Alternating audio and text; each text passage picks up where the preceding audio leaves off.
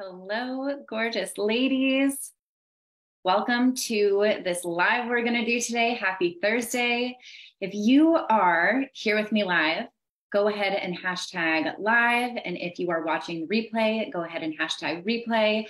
I had a lot of you that really wanted to check this out live. I had a couple of questions yesterday in my inbox pertaining to the subject of emotionally unavailable men. What do I do? How do I handle this? And I really just thought it would be the absolute best thing if I did this live here and spoke with you this way about it. I think this is going to help a lot of people. So let's see. My assistant is going to be tagging those of you that wanted to be tagged in the comments. And we'll really just go ahead and dive right in. Give me 1 second here. Okay, so how to stop being attracted to emotionally unavailable people. And so this is something that I struggled with. It's no secret that in my dating history, I was attracted to emotionally unavailable and abusive men. That was what I always tended to gravitate towards. And the biggest thing was I thought that it was their problem. I thought that they needed to change, that they needed to do something differently. However, I was subconsciously and actively choosing this dynamic, which we all do. And so the question isn't more so how do I get this person to choose me, or what can I do to get them to choose me, or I don't know what to do here. It's more about, why am I attracted to this dynamic over and over and over again? Because guaranteed, this probably isn't the first time that you've experienced it. This is probably something that you have experienced time and time again, which is a pattern. And our relationship patterns stem from our childhood. Between the ages 0 and 7, we have this relationship blueprint that's created. And so that's what we first and foremost have to recognize is, why is this happening? Why am I continuously attracted to these types of people? And so in my past, I would go for men who were emotionally abusive, physically abusive. And then when I decided, after a really traumatic event where I was put in the hospital, the guy that I was dating threw me into a bathtub and gave me a really severe concussion. After that, I vowed to myself that I was never going to date an abusive guy again. And then I just started dating emotionally unavailable men. And so the problem was, I was not emotionally available myself. And that is the problem for every woman that continuously attracts emotionally unavailable partners. We get what we're an energetic match for. And so, yes, we can blame all day long men being emotionally unavailable, but that's not going to get us anywhere. That's not going to actually solve the problem. We have to look at, why am I attracting this? Because we can't change anybody else's behavior. And when we're like, they need to change their behavior, they need to do this, they need to do that, we can't change them. We can't do anything with that. The only person that we can change is ourselves. And that puts all the power back in your hands. I stand for women empowerment. I stand for women taking their power back. My brand is Empowered Femme. My group coaching program is Empowered Academy. And I love to put the power back in women's hands. And sometimes this can be confronting, that it's like, oh, I'm the problem. And we don't have to look at that. We can say it's my responsibility. But if we're the problem, then we're also the solution. We are the common denominator in all of our relationships, right? And so if we want something different, we have to change what's going on within us. We have to change our subconscious patterns. We have to change what is, what's attracting this and us being attracted to that, right? We can blame other people all day long, but it's not going to get you what you want. I want the power to go back in your hands, because when I took my power back, when I realized that it was my responsibility to change my relationship patterns, to stop attracting emotionally unavailable partners and to stop being attracted to them, I took all my power back. And so I was in a emotionally unavailable situationship for 3 years. I met this guy and he seemed like he was like everything that I wanted, right? And we got along so well. We had the best time together. We were always laughing. We would go on vacations together. He very much was like attentive, and we had a great sex life and all of the things, right? But he told me right off the bat that he did not want a relationship with me. And so in my little codependent brain, I was like, I can change you. I can get you to fall in love with me. I'm going to prove to you that I can just care about you so much, and I can overgive, and I can overextend, and I can overperform. And all of that is going to make you want to be with me. And that's going to make up for all of the pain, the rejection that I experienced in childhood and in my past relationships. And so I kind of took it on as a mission, and I'm sure if you guys have experienced this, which I'm sure that you have, right? If you've experienced this, let me know. We kind of take it on as a mission. We're like, wow, they must be so wounded. If I just care about them enough, they will see that I'm amazing and that they'll choose me, they'll pick me. And so him and we would go on the most romantic vacations. He would take me to Mexico, and we would do things that like people would do on their honeymoon. And, he met my daughter, and he would come to like family stuff with me. I remember he came, we lived in different states, which is also a form of protection for those of you who tend to date people out of state or far away from you. That is a protection mechanism a lot of the time. And so he lived out of state, and he came to spend some time with me around Christmas. And he spent time with my family. He spent time with my daughter. We spent both of our birthdays together. Me and my daughter would travel to his house. He would bring me around his friends. He would come around my friends. We were literally feeling like we were in a dating dynamic situationship right here, but I would not accept that.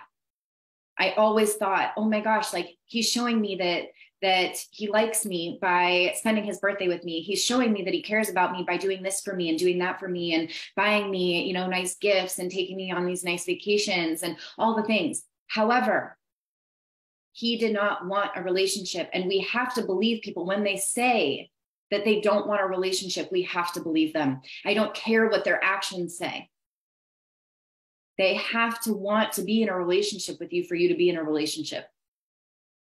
And if they're not doing that, it's because they either are not emotionally available, period, or they're not emotionally available for you. I'm sure that you guys have been in experiences like I have where there's a guy that won't commit to you, that won't commit to you, that won't commit to you. And then you guys stop talking or whatever, and then he's in a relationship with somebody else, full-blown Facebook official, and you're like, what the fuck is wrong with me, right? And so the thing is, when we are attracting these emotionally unavailable partners, it's because we have a fear of intimacy. And this fear of intimacy, even though I know you want closeness, you're like, no, I want to date. I want to be in a relationship. I want all these things. That's your conscious self that wants this. But your little inner child, your subconscious is like, no way, not a chance in hell. That is so unsafe. Last time we had emotional intimacy, I was hurt, I was burned, I was this, I was that. And so you're pushing it away. Your conscious self wants it. Your subconscious self doesn't, because it's not safe. And so the safest thing for you to do is to be attracted to emotionally unavailable people, because then you can't truly get close and they can't truly reject you.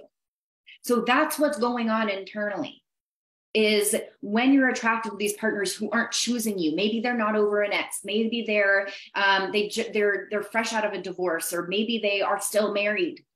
I have worked with, and I've seen a lot of stuff. Women who are with people that are in relationship or in marriage, and they're like, this person says they're going to leave their wife. This person says that they're going to leave their long-term girlfriend. Or, they say they want to be with me, but nothing's happening. You're picking that person because that person is so safe, because they can't truly pick you. They can't truly get close to you. And I used to be so terrified of closeness, even though I was a love addict. I was a relationship addict. And even though I would have these relationships, I wasn't truly available for true, healthy, emotional intimacy. And so I would be turned off by the guy who wanted to get close to me and truly have a healthy relationship, I wrote him off as boring. And I would be turned on by the person who wouldn't choose me every single time. And so the guy that I was in a situationship with for 3 years, when I started healing myself, and when I started healing myself, and I started to really take a look at my patterns, heal my codependency, healing my love addiction, quitting alcohol, I looked at why am I spending time with this guy and doing all of these elaborate boyfriend girlfriend things with somebody who doesn't want to be with me? Why am I continuously choosing somebody who is not choosing me? Because when we experience rejection in childhood, when we are attracted to these partners, it's us trying to recreate a scenario with somebody who resembles mom and dad or the way that we felt in childhood, and trying to get a different outcome. And it does not work. We do not get that different outcome with that person that resembles mom or dad. But that's what we desperately try to do over and over and over again. If I can just get this person to love me, if I can just get this person to pick me, it will make up for all of the love that I didn't receive. I'll finally be chosen, and I'll feel good enough, and I'll feel accomplished, and my ego will be happy. But it doesn't work. We are abandoning ourselves in this process. We're abandoning ourselves every time we spend time with a man who doesn't truly want commitment with us. Every time we sleep with somebody who doesn't want to commit to us. Every time we answer that phone call, that text with somebody who is just using us. We're also using them, by the way, to get our needs met. Every time you're abandoning yourself over and over and over again. And you're recreating. Self-abandonment creates more abandonment. You are the energetic match for abandonment when you self-abandon. And that's what I experienced. I was experiencing this rejection over and over and over again for 3 years with this person that just would not choose me. So it was so familiar. I felt like I had never been chosen in my family, that I was the black sheep, that I was the loser, that I was the embarrassment. And I thought that if this guy could just pick me, then it would stroke my ego for my family. My family would finally see that if I could attract somebody like this, then I was worthy, that I could have a relationship with this type of person, that I was worthy. And the thing is, he treated me so well.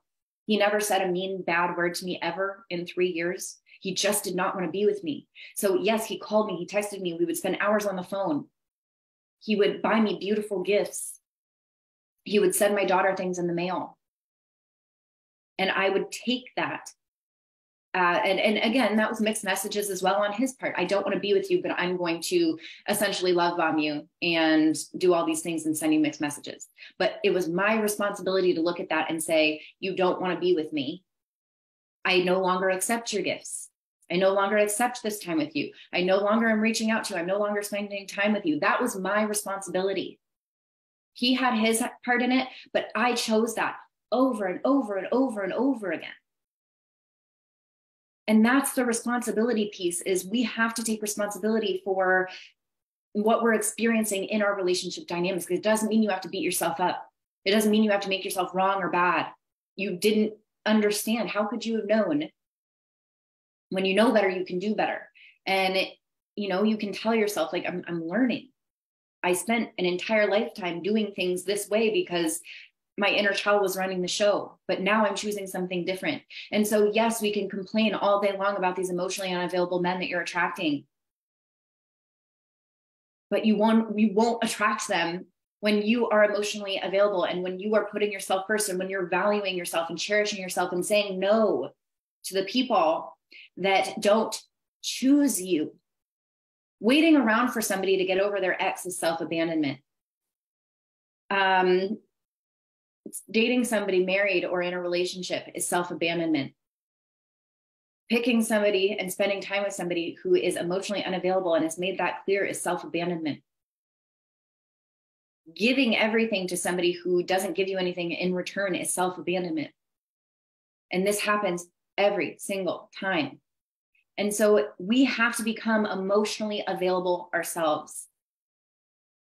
Codependency, anxious attachment, these are symptoms and emotionally unavailable men, narcissistic partners, short-term relationships that die after the honeymoon phase is over, typically after 3 months, all of these are symptoms to the root of the problem.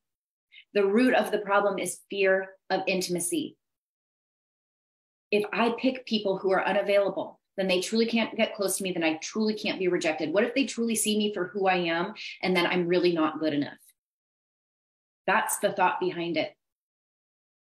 That's the feeling behind it. That's the belief behind it. And so we keep people at arm's length, whether we're picking fights, whether we are creating chaos, whether we're picking these partners that just can't meet our needs. Somebody that we have to fix, somebody that we have to help, or, somebody that we have to heal. Hello, empaths. This is also codependency. There's a difference between empathy and codependency. Okay. And we can't blame it on our empathy when we're abandoning ourselves in order to help and heal somebody. That is our codependency and our anxious attachment talking. And so we want to change these people. It's not our job to change or fix anybody. And so when I was ending this, I had tried to end this 3-year situationship countless times. Countless times did I try to end this. And I couldn't do it until I started recognizing my value, until I started to say, you know what? I'm connected with my emotions. I'm owning my emotions. I love who I am. I deserve to be loved. I deserve to have somebody who can see me, who can be close to me. I love myself and I accept myself. Therefore, I will attract somebody who loves and accepts me. I am comfortable with my anger. I'm comfortable with my sadness. I'm comfortable with all of the emotions that I try to hide from people. The parts of myself that I reject, I'm bringing them forward and I'm accepting them about myself. I'm learning how to be vulnerable. I'm learning how to express myself. I'm learning how to create emotional intelligence. The biggest problem that codependent people and anxious attachment people have is sitting in the void, the uncomfortableness. We need to strengthen that muscle of being vulnerable and having that void there, not having something fill that void all the time, sitting in the loneliness, sitting in the anger, sitting in our emotions and being with them instead of trying to escape. I was the type of person that would try to escape everything all the time, whether it was through drugs, alcohol, vacations, men. Escapism was my thing. And where did it get me? Heartbreak after heartbreak after heartbreak. Sitting with your emotions, being in the void when you're triggered, when you feel like somebody's hurt you or something's gone wrong or whatever the case may be, and you're triggered, instead of going for the jugular or making a rash decision or whatever the case is, we've got to sit in that void and we've got to strengthen that muscle of being with these uncomfortable feelings. Because you know what? I see all the time people that don't actually do the work get into relationships and they're like, I thought it would feel different. I'm now constantly self-sabotaging. I'm not happy. I have anxiousness all of the time. I'm constantly attacking my partner, all of the things. It's because you can't sit in the void. You have to sit in the void of your feelings and be with your feelings. That's how you become emotionally available, is learning how to express yourself, learning how to sit in the void, learning how to handle your triggers. Learning that emotional intimacy is safe. And if somebody rejects you, then they weren't right for you anyway. Instead of making it mean something about you, you say, okay, I'm not making this mean anything about me. I'm going to decide that rejection means that I'm being directed in a different direction that's so much better for me. I wish I could see you guys' comments. For some reason, I can't. And it makes me upset. But I see so many comments popping up and I'm so happy to see that you guys are resonating with this. But it wasn't until I didn't realize that I was very shallow. I did not have a lot of depth to me. Sure, I could spit out, shit that I learned in self-development. It doesn't mean anything. It does not mean anything. People can listen to self-development all day long, do the courses, listen to the podcast, do all the things, and still not have emotional depth or emotional intelligence because you're not implementing. That was me. I was not implementing. I was listening to all the things, and you know what we call that? Spiritual masturbation. It feels good to listen to all the things, to be distracted from yourself, but then you don't actually implement anything that you're learning. And then you're still living the same life, only you've got great knowledge to spit out. Being emotionally available for a man. Men don't get connected with your brain. They don't get connected with your spirit. They don't get connected by sex. They get connected to you by how you are capable of feeling into your body and your emotions. That's your divine feminine essence, is being able to feel into your body, being with your emotions, being able to be accepting and loving of your emotions, being gentle, soft. And so we've got to make the choice. We've got to make the choice. If we're not being chosen by somebody and we're still chasing after them, you're emotionally unavailable. If you are emotionally available, you will repel narcissistic and emotionally unavailable men. There's no way that you wouldn't, because the way that you behave, the way that you show up, the way that you speak up, the way that you convey your emotions, it would scare them off. And you would be so unattracted. I became unattracted to the man that I was with for 3 years that I wished he would pick me. I wished he would pick me. I remember the moment that I was like no longer turned on by him. And it's because we couldn't have a real conversation. We had a lot of fun together. He was a great distraction. But when it was ready for me to actually be deep and be connected with myself, he wasn't capable. And I had to stop judging him for his emotional unavailability. We want to judge them so badly. We want to say, you're not right. You should be this way. We're just over here trying to make these incompatible relationships compatible, and it's not going to work. Nobody should be anyway. If you don't like the way somebody's behaving, you get to leave. You either accept them for who they are. Yes, you can ask them to change their behavior in a loving, emotionally intelligent way by conveying how you feel instead of blaming them. You can absolutely do that. But if they do not, it is your job to walk away. This is your responsibility to walk away so that you can open yourself up to bigger, better things that you actually want. I decided I no longer wanted to be a woman that was just there for a good time. I wanted to be chosen. And in that process, I had to choose myself. I had to choose to put myself first as a priority, which meant I had to let go of all these men who were using me over and over and over again. I had to make that choice. And in that choice, I became more emotionally available and more emotionally available. I ended that relationship, that situationship, because I knew, and it wasn't easy. Of course, I cared about him. It's like we think that love is enough. We think that caring about somebody and having feelings for somebody is enough, and it's not. We have to be compatible. We have to want the same things in relationship. We can't continue to ask people to change, and when they don't, then we judge them and we make them wrong. People are allowed to behave however the fuck they want to behave. You're allowed to behave however you want to behave. It's their life. You are the main character of your story. They're the main character of their story. If you don't like the way that they're behaving and you're early on in dating, or maybe you're not even committed yet, don't stay. You don't have to stay. And I know that you want to prove that you're the one for them. It's not going to work. When I ended that relationship, that was the catalyst for when I met my ex. And that was, the longest relationship that I had, the relationship with my ex. And it healed me so much, being in that relationship and actually having somebody commit to me and love me and care about me. And even though that relationship didn't work out, it was essential for my growth. And it was essential to heal a lot of wounds that I had.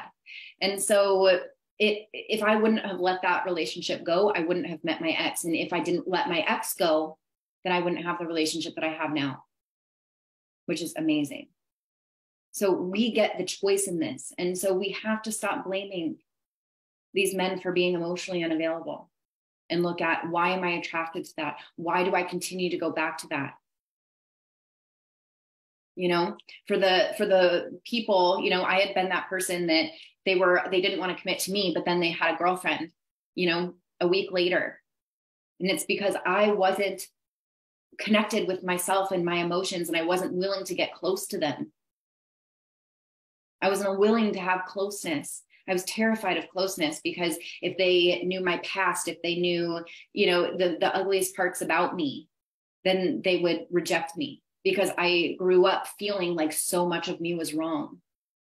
I rejected so many parts about myself, my anger, my, the darker side of myself that I have. I'm a very deep person, and I have a lot of feelings and emotions. And, I have a lot of twisted things about me that I've learned to love, instead of thinking that they're bad or wrong like I was told they were. I grew up in a very religious household. And so my whole life, I felt like I was unlovable because I wasn't how my parents wanted me to be. And so I would continuously keep people at arm's length because I didn't feel that I was truly lovable. And so I had to, date my ex, who was out of town, and it was a long distance relationship for a short period of time. I was terrified for him to move to Ohio to come be with me. And I told him, I was like, I'm scared for you to be close to me, because I'm scared that if you see me for who I am, then you'll reject me. And he didn't. He cared about me, and, things were good for a while. And then I moved to Florida thinking that I could again escape from whatever and find myself somewhere else, just to come back to Ohio and find a man who accepts all parts of me, my past, my present, my everything. And he's 10 minutes away from me. So we get to open ourselves up. We get to open ourselves up for this love. But first, we have to be willing to get our heart broken. And a lot of us aren't willing to do that. So we're keeping one foot in and one foot out. Well, if I just keep this little foot out, then it's going to keep me from getting hurt and disappointed. You're disappointed and hurt anyway. Put both feet in. If you get your heart broken, I got my heart broken basically publicly as a relationship coach. And, my whole world was shattered for a little while. And it was the best thing that ever happened to me. And when I realized, I was like, oh my gosh, like I would do this time and time again if I could be right back here where I am, feeling as good as I feel today. We have to be willing to get our heart broken. And I told myself that when I got back out into the dating scene, I told myself, if I can get through what I just went through, I can get through anything, and I'm willing to get my heart broken. I'm creating the most epic love affair of my life. I'm willing to get my heart broken. I'm going in with both feet. I'm going to be vulnerable. I'm going to open up myself to somebody. I'm going to really let them see me for who I am, and I'm going to accept myself, and I'm going to cherish myself, and I'm going to prioritize myself first. And then whoever I attract will meet me there and be an energetic match, and it will be incredible. We are always getting what we're an energetic match to. It's impossible that we get anything different. It's the law of the universe. We can only receive what we're an energetic match for. And when we recognize that, it puts all the power back into our hands. I don't blame anybody for anything. I have had countless really painful scenarios in my life, in the abusive relationships I had been in, the emotionally unavailable relationships I had been in. I don't talk shit about any of them. I could, but what is the point? What is the point of blaming them? It doesn't get you what you want. So instead, I decided that I was going to become the absolute best version of myself, and I was going to accept the parts about me and also work towards a better self. Accepting and working towards where you desire to be. Accepting now of who you are and still working towards where you desire to be. We've got to do that. And so that puts all the power back in your hands. You get to decide. And that is the most epic thing that I found out, was that I had a choice. I had a choice for walking away from things that didn't serve me. I had a choice for the way that my relationship patterns had been going. I had a choice to change. I had a choice in how I handled conflict. I had a choice in how I showed up in dating and relationship and who I attracted. I have a choice. You are co-creating with the universe. So you do your part and trust that you are going to get what you want. But you have to stop abandoning yourself by being with these emotionally unavailable men. That's the first, like, we've got to walk away from these things. And yes, you can walk away from something and still be emotionally unavailable. And so we have to do the hard stuff. We've got to get vulnerable. What I like to tell my clients is we want to be strong on the inside and soft on the outside. A lot of the times we have these masculine walls around our heart and we're wanting people to break them down. It's not their job to break them down. It's your job to show your heart and open up your heart and trust that everything's going to be okay. Self-trust is a huge piece here. We get to trust that we're making the right decision. And we also trust that if something goes wrong, then we'll be able to handle it. That is self-trust. That's trust in other people. And when you can trust that no matter what, you can handle it, you can handle getting your heart broken. You would trust that you are creating the most epic love affair of your life. And every painful experience, every rejection, every conversation, every disappointment is preparing you for what you're asking for. You know, when I ended my relationship with my ex, when I broke up with him in October, I told myself, I was like, if it was this good with him, imagine how amazing it's going to be with somebody else. I trusted in that. I could have said, oh my gosh, he ruined me for every other man. I'm never going to find anyone like him again. I'm not good enough. I'm not this. I'm going to create all these self-deprecating stories about myself, but I didn't. I chose that I am capable of attracting somebody who is amazing for me. And by treating myself with love and respect and gentleness and care and prioritizing myself and not accepting, crumbs, and by setting high standards, not highs. It's about it's not about what you do, it's who you are when you do it. So when I talk about high standards, there's standards that you have to protect yourself from pain. And then there's standards that you have to make sure that you live a beautiful life and have beautiful relationships. They're two very different things. And so when you try to have high standards, trying to protect your heart and keeping people out, it's not going to work. When you have high standards for yourself, and it's there to ensure that you have the most beautiful relationship ever, it's very different energy. And so when I created these standards for myself, I held myself to those standards. And so by having high standards for myself and the way that I treated myself, of course, why would I accept anything less? I'm creating the relationship with myself that I want to have with somebody else. And so that's going to be the new familiar. I had to go deep with me. I had to feel all of the painful feelings. I had to feel the rejection. I had to feel the sadness. I had to feel the loneliness. I had to be willing to get my heart broken. I had to be willing to be vulnerable. That's the magic. That's the key. When you are emotionally available yourself and you're willing to be heartbroken, you're willing to feel all the feelings, it's not so scary. Often we catastrophize things and we think that it's going to hurt so much more than it actually does. And then you're like, okay, yes, that was hellish, but I got through it and everything's okay. And I actually came out better for it than ever before. That's what we have to exercise here. Emotional availability is scary. Emotional intimacy is scary if you've created stories about what it means for you.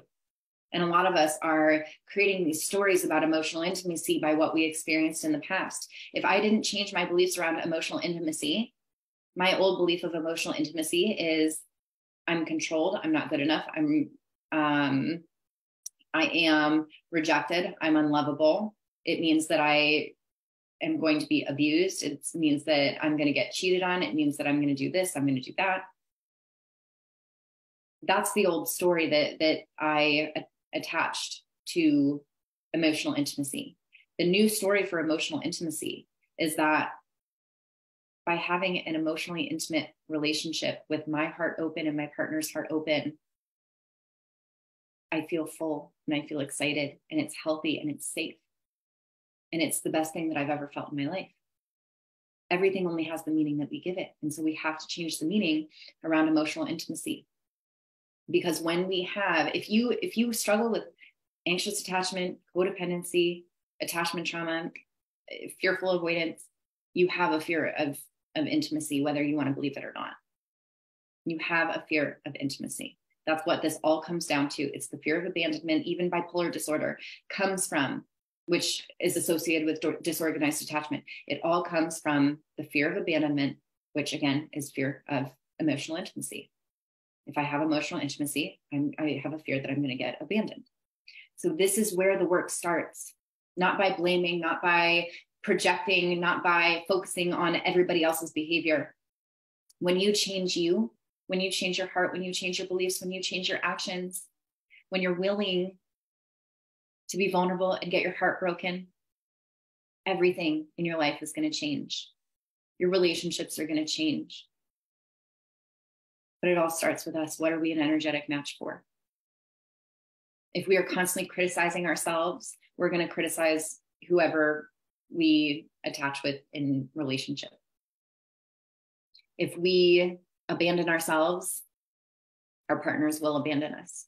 If we betray ourselves, chances are our partners are going to betray us. We get what we're an energetic match for. So you get to decide, what am I going to be an energetic match for from now on? And so there's only so much that I can give to you in this training. I know that maybe some of this could have been hard to hear, or you didn't like it, because it can be confronting to recognize that we are the common denominator and we get the choice. But I promise you, when we take radical responsibility and start changing ourselves, our life, our patterns, everything, I mean, everything that I've done over the last 5 years, I mean, I never in a million years thought that I could be free of codependency and love addiction and that I could have healthy relationships. And here I am, I'm doing it and I'm teaching it. So much can change so fast. Like what my clients tell me is that they do with me, that they do inside my Empowered Academy or in my one-on-one coaching, they do more with me in a couple months than they did years in therapy. I hear it all the time because we really get to the root cause. We change and we take action and we implement. So you're not just learning and you're not just talking about things, but you're actually changing your thoughts, your feelings, your behaviors, your dynamics, your patterns. You're changing it all. And it's so powerful. You can really do so much with consistent, proper action. I mean, it can happen before you know it. I see it all the time. This can happen for you. My clients are proof. I am proof. And I want you guys to have that. I want you to experience this. And this is honestly the work of my life. I care about, it makes me so sad when I see somebody in a dynamic where they're not being chosen and they refuse to leave. I care. I want women to have this freedom. I want them to have this empowerment. I want them to be loved. I want them to be cherished because I know what it's like not to be cherished and I know what it is to be cherished. And I feel like every woman on the planet deserves to be cherished and loved deeply in a healthy and soothing relationship. I mean, imagine a lot of the times we have like these blinders on about what's just right in front of us. We are changing our generational trauma. We are changing things for our daughters, for our sisters, for our friends, for our mothers by you doing the work. It's so much bigger than just what you're experiencing right now. And that's my context for my entire career. And the healing that I do for myself is it's changing everything. My daughter is so much healthier now because of the changes that I've made. She used to struggle with nightmares, anxiety, depression, all of the things. And I can't tell you in the last year how many people have told me how different she seems and how happy she is. And she's like a different kid. And it's because I decided to change. Because then once I changed, I was able to be there and I was able to be emotionally available for her, which I wasn't able to do before in my past, especially when her dad died. And so, you know, we're changing this not only for ourselves, but for everyone around us. We are the ripple effect. Change for you, heal for you, and watch it change your life and everyone around you. It is the most beautiful thing in the world. I used to be estranged from my family. I used to, like I said, have all of these abusive relationships. I didn't have healthy girlfriends. I didn't have a nice group of girlfriends. And now I have a wonderful group of women who are my friends. I actually have a relationship with my family. And I'm in a beautiful relationship and I'm so happy. So if you feel like I could be the person to help you with this, and you feel very connected to me, you feel called, you feel like, oh my gosh, this is the sign that I've been fucking waiting for, because I always believe that like my work is the answer to somebody's prayers. And so if you've been praying about this, if you've been thinking about this, if this was for you today, then reach out to me, DM me, and let's see if my Empowered Academy or my one-on-one coaching could be a good fit for you. I love you all so much. You all mean the world to me. And it is just the honor of my life to be able to chat with you all about this and help you put the power back into your hands. All right, everyone, have a great rest of your day, and I'll see you very soon.